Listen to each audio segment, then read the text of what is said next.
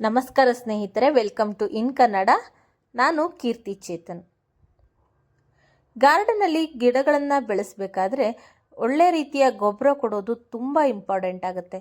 ಒಂದೊಂದು ಸರ್ತಿ ಬೆಂಗಳೂರಲ್ಲಿ ನರ್ಸರಿಗಳಿಗೆ ಹೋಗಿ ಗೊಬ್ಬರಗಳನ್ನು ತರೋದಕ್ಕಾಗೋದಿಲ್ಲ, ಅಥವಾ ಆನ್ಲೈನಲ್ಲಿ ತರಿಸಿದ್ರೆ ಕ್ವಾಲಿಟಿ ಹೇಗಿರುತ್ತೋ ಏನೋ ಅಂತ ಡೌಟ್ ಇರೋರಿಗೆ ಇವತ್ತು ನಾನು ಬೆಸ್ಟ್ ಸಜೆಷನ್ ಒಂದನ್ನು ಕೊಡ್ತೀನಿ. ಇದರಿಂದ ನೀವು ಯಾವುದೇ ರೀತಿ ಹೊರಗಡೆಯಿಂದ ಗೊಬ್ಬರ ತರದೇನೆ ಮನೆಯಲ್ಲಿ ನೀವು ಎಸೆಯುವಂತಹ ತರಕಾರಿ ಸಿಪ್ಪೆಗಳಿಂದ ಅಥವಾ ಕಿಚನ್ ವೇಸ್ಟಿಂದನೇ ನೀವು ಒಳ್ಳೆ ರೀತಿಯ ಗೊಬ್ಬರವನ್ನು ಸಹ ನೀವು ರೆಡಿ ಮಾಡ್ಕೊಳ್ಬೋದು. ಹೇಗೆ ರೆಡಿ ಮಾಡ್ಕೊಳ್ಬೇಕು, ಯಾವುದು ಕರೆಕ್ಟಾದ ಮೆಥಡ್ ಅನ್ನೋದನ್ನು ಈ ವಿಡಿಯೋದಲ್ಲಿ ತೋರಿಸ್ತೀನಿ. ವಿಡಿಯೋನ ಕೊನೆ ತನಕ ನೋಡಿ. ಇಷ್ಟ ಆದರೆ ಪ್ಲೀಸ್ ಲೈಕ್ ಮಾಡಿ, ಸಬ್ಸ್ಕ್ರೈಬ್ ಮಾಡ್ಕೊಳ್ಳಿ. ಚಾನಲಲ್ಲಿ ಬೇರೆ ಬೇರೆ ರೀತಿಯ ಗಾರ್ಡನ್ ರಿಲೇಟೆಡ್ ವಿಡಿಯೋಸ್ಗಳು, ಟಿಪ್ಸ್ಗಳು ಇದೆ, ನೋಡಿ ಅಂತ ಹೇಳ್ತೀನಿ. ನಮಗೆ ಇವಾಗ ಹೊಸದಾಗಿ ಗಾರ್ಡನಲ್ಲಿ ಮಂಗಗಳದ್ದು ಕಾಟ ತುಂಬ ಜಾಸ್ತಿ ಆಗಿಬಿಟ್ಟಿದೆ. ಸೌತೆಕಾಯಿ ಇನ್ನೇನು ಹಾರ್ವೆಸ್ಟ್ ಮಾಡೋದ್ರಲ್ಲಿತ್ತು, ಅದನ್ನೆಲ್ಲ ತಿಂದು ಗಿಡನೆಲ್ಲ ಕಿತ್ತಾಕ್ಬಿಟ್ಟೋಗಿದೆ. ಅರ್ಧಂಬರ್ಧ ತಿಂದು ಎಲ್ಲ ಮಾಡಿ ಇನ್ನು ಅವರೆಕಾಯಿ ಆಗ್ತಾ ಇತ್ತು, ಇನ್ನು ಅದನ್ನು ಎಲ್ಲ ಕಿತ್ತಾಕ್ಬಿಟ್ರೆ ಅಂತ ಹೇಳಿಬಿಟ್ಟು ಅದಕ್ಕೋಸ್ಕರ ಹಾರ್ವೆಸ್ಟ್ ಮಾಡ್ತಾ ಇದ್ದೀವಿ. ಈಗ ಇಷ್ಟೆಲ್ಲ ಕಷ್ಟಪಟ್ಟು ಬೆಳೆಸಿದ್ದು ಮಂಗಗಳೆಲ್ಲ ಬಂದಂಗೆ ಹಾಳು ಮಾಡಿಬಿಟ್ರೆ ಬೇಜಾರಾಗ್ಬಿಡತ್ತೆ. ಎಳೆದನ್ನೆಲ್ಲ ಹಾಗೆ ಬಿಟ್ಟು ಚೆನ್ನಾಗಿ ಬೆಳೆದಿರೋದನ್ನು ಹಾರ್ವೆಸ್ಟ್ ಮಾಡ್ತಾ ಇದ್ದೀವಿ. ಬನ್ನಿ ಫ್ರೆಂಡ್ಸ್, ಹೇಗೆ ಕಾಂಪೋಸ್ಟ್ನ ರೆಡಿ ಮಾಡ್ಕೊಳ್ಬೇಕು ಅಂತ ಹೇಳಿ ತೋರಿಸ್ತೀನಿ. ಮನೆಯಲ್ಲಿ ಇದಕ್ಕೆ ಅಂತಲೇ ಒಂದು ಸಪ್ರೇಟಾಗಿ ಡಸ್ಟ್ಬಿನ್ ಅಥವಾ ಒಂದು ಕವರಲ್ಲಿ ನೀವು ಯೂಸ್ ಮಾಡಿರುವಂತಹ ತರಕಾರಿ ಸಿಪ್ಪೆಗಳನ್ನು ಸ್ಟೋರ್ ಮಾಡಿ ಇಡಿ. ಇದರಲ್ಲಿ ತರಕಾರಿ ಸಿಪ್ಪೆಯನ್ನು ಬಳಸಬಹುದು, ಮೊಟ್ಟೆ ಸಿಪ್ಪೆ, ಮೊಟ್ಟೆ ಓಡು ಏನಿರುತ್ತೆ ಅದನ್ನು ಬಳಸಬಹುದು. ಜೊತೆಗೆ ಕಾಫಿ ಪೌಡರ್, ಟೀ ಪೌಡರ್, ಬಾಳೆಹಣ್ಣಿನ ಸಿಪ್ಪೆ ಇವೆಲ್ಲವನ್ನು ಬಳಸ್ಬೋದು. ಆದಷ್ಟು ಕುಕ್ ಮಾಡಿರುವಂತಹ ಫುಡ್ಡನ್ನು ಅವಾಯ್ಡ್ ಮಾಡಿ. ಆಮೇಲೆ ನಾನಿಲ್ಲಿ ಬಳಸ್ತಾ ಇರೋದು ಒಂದು ದೊಡ್ಡದಾಗಿರುವಂತಹ ಡ್ರಮ್. ನನಗೆ ಜಾಸ್ತಿ ಕ್ವಾಂಟಿಟಿಯಲ್ಲಿ ಲಿಕ್ವಿಡ್ ಬೇಕಾಗಿರೋದ್ರಿಂದ ನಾನು ದೊಡ್ಡ ಡ್ರಮ್ಮನ್ನು ಬಳಸ್ತಾ ಇದ್ದೀನಿ. ಜಾಸ್ತಿ ಕ್ವಾಂಟಿಟಿಯಲ್ಲಿಯೇ ಲಿಕ್ವಿಡ್ ತಯಾರು ಮಾಡ್ತಾ ಇದ್ದೀನಿ. ನಾವಿಲ್ಲಿ ತಯಾರು ಮಾಡ್ತಾ ಇರೋದು ಲಿಕ್ವಿಡ್ ಫರ್ಟಿಲೈಸರ್. ಇದನ್ನು ನಾವು ಸಾಲಿಡಾಗಿ ಕಾಂಪೋಸ್ಟ್ ಕೂಡ ಮಾಡಬಹುದು.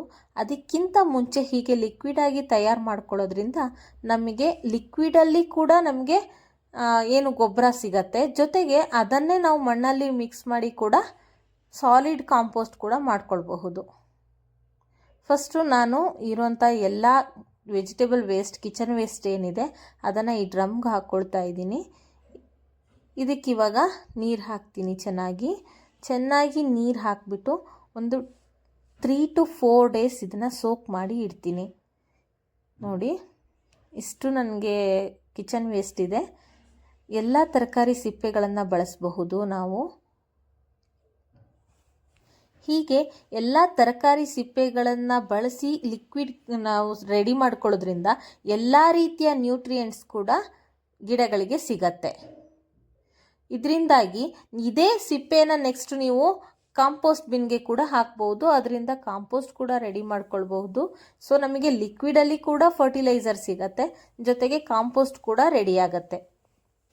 ನಿಮಗೆ ಆಚೆಯಿಂದ ಕಾಂಪೋಸ್ಟ್ ತಂದು ಕೊಡೋದಕ್ಕೆ ಇಷ್ಟ ಇಲ್ಲ, ಅದು ಆರ್ಗ್ಯಾನಿಕ್ ಆಗಿರುತ್ತೋ ಇಲ್ವೋ ಅಂತ ಹೇಳಿ ನಂಬಿಕೆ ಇಲ್ಲದೆ ಇದ್ದರೆ, ಅಥವಾ ನೀವು ಸುಮ್ಮನೆ ಅದಕ್ಕೂ ಯಾಕೆ ಹಣನ ವೇಸ್ಟ್ ಮಾಡಬೇಕು ಅನ್ನೋ ರೀತಿ ಇತ್ತು ಅಂದರೆ ಈ ರೀತಿ ಕಿಚನ್ ವೇಸ್ಟಿಂದನೇ ಸಹ ರೆಡಿ ಮಾಡ್ಕೊಳ್ಬಹುದು. ಹೀಗೊಂದು ಲಿಕ್ವಿಡ್ ಫರ್ಟಿಲೈಸರ್ ರೆಡಿ ಮಾಡ್ಕೊಳ್ಳೋದ್ರಿಂದ ಸ್ಮೆಲ್ ಸಹ ಬರೋದಿಲ್ಲ, ಜೊತೆಗೆ ಗಿಡಗಳು ಚೆನ್ನಾಗಿ ಬೆಳವಣಿಗೆ ಆಗಿ ಹೂ ಜಾಸ್ತಿ ಬಿಡೋದಕ್ಕೆ, ಅಥವಾ ನೀವೇನಾದರೂ ವೆಜಿಟೇಬಲ್ ಪ್ಲಾಂಟ್ಸ್ ಬೆಳೆಸ್ತಾ ಇದ್ದೀರಾ ಅಂತ ಅಂದರೆ ಒಳ್ಳೆ ರೀತಿ ಇಳುವರಿಯನ್ನು ಸಹ ಪಡ್ಕೊಳ್ಬಹುದು. ನಾವಿಲ್ಲಿ ಎಲ್ಲ ರೀತಿಯ ತರಕಾರಿ ಸಿಪ್ಪೆಗಳನ್ನು ಸೋಕ್ ಮಾಡಿ ಆ ನೀರನ್ನು ಹಾಕ್ತಾ ಇರೋದ್ರಿಂದ ಇದರಲ್ಲಿರುವಂತಹ ಎಲ್ಲ ಪೌಷ್ಟಿಕಾಂಶಗಳು ಕೂಡ ನಮ್ಮ ಗಿಡಗಳಿಗೆ ಸಿಗತ್ತೆ. ಸೊ ಗಿಡಗಳ ಓವರಾಲ್ ಡೆವಲಪ್ಮೆಂಟಿಗೆ ಈ ಲಿಕ್ವಿಡ್ ಫರ್ಟಿಲೈಸರ್ ಹೆಲ್ಪ್ ಮಾಡುತ್ತೆ. ಇದನ್ನು ತುಂಬ ಜಾಸ್ತಿ ದಿನ ನೆನೆಸಬಾರ್ದು. ಯಾಕಂತಂದರೆ ಅದರಲ್ಲಿರುವಂತಹ ತರಕಾರಿ ಸಿಪ್ಪೆ ಕೊಳೆಯೋದಕ್ಕೆ ಪ್ರಾರಂಭ ಆಗುತ್ತೆ. ಅದರಿಂದ ಆ ಲಿಕ್ವಿಡಿಂದ ನಾವು ಗಿಡಗಳಿಗೆ ಹಾಕಿದಾಗ ಫಂಗಲ್ ಇನ್ಫೆಕ್ಷನ್ ಆಗೋ ಚಾನ್ಸಸ್ ಇರುತ್ತೆ, ಗಿಡಗಳಿಗೆ ಫಂಗಸ್ ಬರೋ ಚಾನ್ಸಸ್ ಇರುತ್ತೆ. ಆದ್ದರಿಂದ ತುಂಬ ಜಾಸ್ತಿ ದಿನ ಕೊಳಿಸೋದು ಬೇಡ. ಒಂದು 3 to 4 days ಅದನ್ನು ಚೆನ್ನಾಗಿ ನೀರಿನಲ್ಲಿ ನೆನೆಸಿಡಿ. ಆಮೇಲೆ ಆವಾಗವಾಗ ನಿಮಗೆ ದಿನದಲ್ಲಿ ಒಂದು 2 to 3 ಟೈಮ್ಸ್ ನಿಮಗೆ ಯಾವಾಗ ಫ್ರೀ ಆಗುತ್ತೆ ಆವಾಗ ಒಂದು ಸರ್ತಿ ನೀಟಾಗಿ ಅದನ್ನು ಒಂದು ಕೋಲಿನ ಸಹಾಯದಿಂದ ತಿರುಗಿಸ್ತಾ ಇರಬೇಕು. ನಾನೊಂದು ಹೀಗೆ ಒಂದು ಮರದ ಹಲಗೆನ ಮುಚ್ಚಿಟ್ಟಿದ್ದೀನಿ. ಯಾಕೆ ಅಂದರೆ ಇದು ತುಂಬ ಟೈಟಾಗಿರೋ ಕ್ಯಾಪ್ ಹಾಕಬಾರ್ದು, ಅದರಿಂದ ಗ್ಯಾಸ್ ಉತ್ಪತ್ತಿ ಆಗುತ್ತೆ. ಅದಕ್ಕೋಸ್ಕರ ಈ ರೀತಿ ಗಾಳಿ ಆಡೋ ರೀತಿ ಮರದ ಹಲಗೆ ಅಥವಾ ಯಾವುದೋ ಒಂದು ರಟ್ಟಿನ ಪೀಸನ್ನು ಮುಚ್ಚಿಡಬೇಕು. 2 to 3 ಡೇಸ್ ಅದನ್ನು 3 to 4 ಡೇಸ್ ಅದನ್ನು ನೆನೆಸಿಡಿ. ಆವಾಗ ತಿರುಗಿಸ್ತಾ ಇರಿ. ಇಷ್ಟೇ ಪ್ರೋಸೆಸ್ಸು.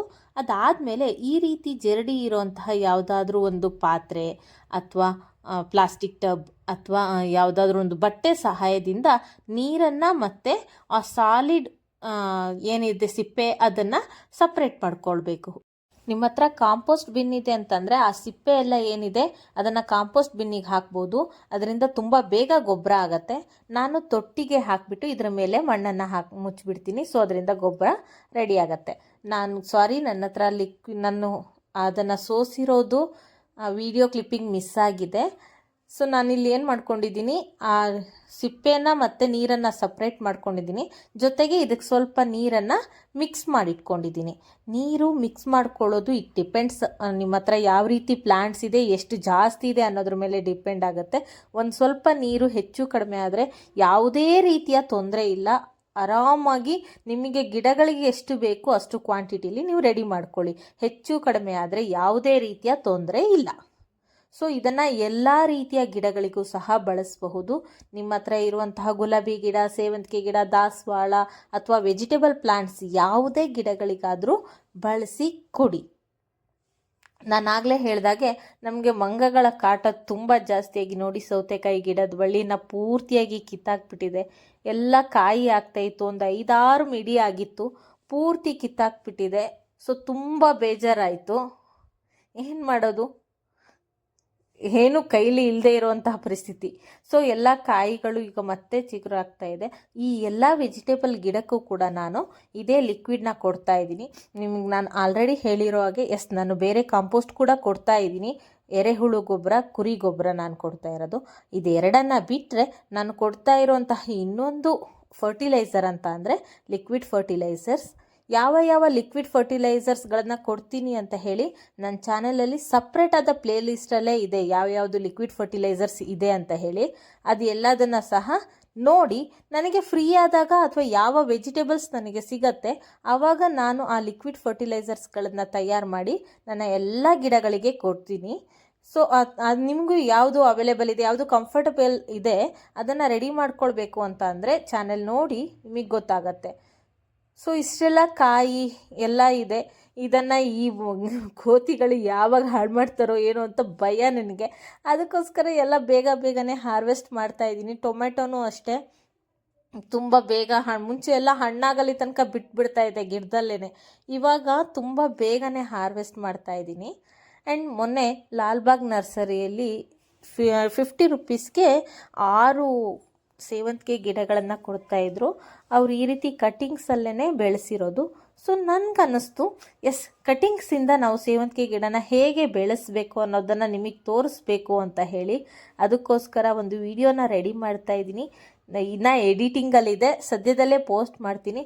ನಾವು ಯಾವುದೇ ಗಿಡಗಳನ್ನಾದ್ರೂ ವಿತೌಟ್ ಫೇಲ್ ಆಗದೇ ಇರೋ ಹಾಗೆ ಹೇಗೆ ಕಟ್ಟಿಂಗ್ಸಿಂದ ಬೆಳೆಸಬೇಕು ಅನ್ನೋದನ್ನು ಸದ್ಯದಲ್ಲೇ ನಿಮ್ಮ ಜೊತೆ ಶೇರ್ ಮಾಡ್ಕೊಳ್ತೀನಿ. ಅದಕ್ಕೋಸ್ಕರ ಚಾನೆಲ್ನ ಸಬ್ಸ್ಕ್ರೈಬ್ ಮಾಡ್ಕೊಂಡಿರಿ. ಆ್ಯಂಡ್ ಈ ವಿಡಿಯೋ ಇಷ್ಟ ಆದರೆ ಪ್ಲೀಸ್ ಲೈಕ್ ಮಾಡಿ. ಮತ್ತು ಗಿಡಗಳನ್ನು ಬೆಳೆಸುವಾಗ ಮಣ್ಣು ಗೊಬ್ಬರದ ಜೊತೆಗೆ ನೀರನ್ನು ಹೇಗೆ ಹಾಕಬೇಕು ಇಷ್ಟು ತಿಳ್ಕೊಂಡಿದ್ರೆ ನಾವು ಪಾಟಲ್ಲೇ ಗಿಡಗಳನ್ನು ತುಂಬ ಚೆನ್ನಾಗಿ ಬೆಳೆಸಬಹುದು. ಬೇರೆ ಎಲ್ಲ ಹೇಳೋ ಹಾಗೆ ಎಪ್ಸಮ್ ಸಾಲ್ಟ್ ಅದು ಇದು ಏನೂ ಬೇಕಾಗಲ್ಲ. ಸೊ ಹೂ ಗಿಡಗಳನ್ನು ಬೆಳೆಸೋದ್ರ ಜೊತೆಗೆ ವೆಜಿಟೇಬಲ್ಸ್ ಅಥವಾ ಸೊಪ್ಪುಗಳನ್ನು ಮನೆಯಲ್ಲಿ ಆರ್ಗ್ಯಾನಿಕ್ ಆಗಿ ಬೆಳೆಸಿ ಈಟ್ ಹೆಲ್ದಿ ಸ್ಟೇ ಹೆಲ್ದಿ ಅಂತ ಹೇಳ್ತಾ ಈ ವಿಡಿಯೋನ ಎಂಡ್ ಮಾಡ್ತಾ ಇದ್ದೀನಿ. ಟೇಕ್ ಕೇರ್, ಬಾಯ್.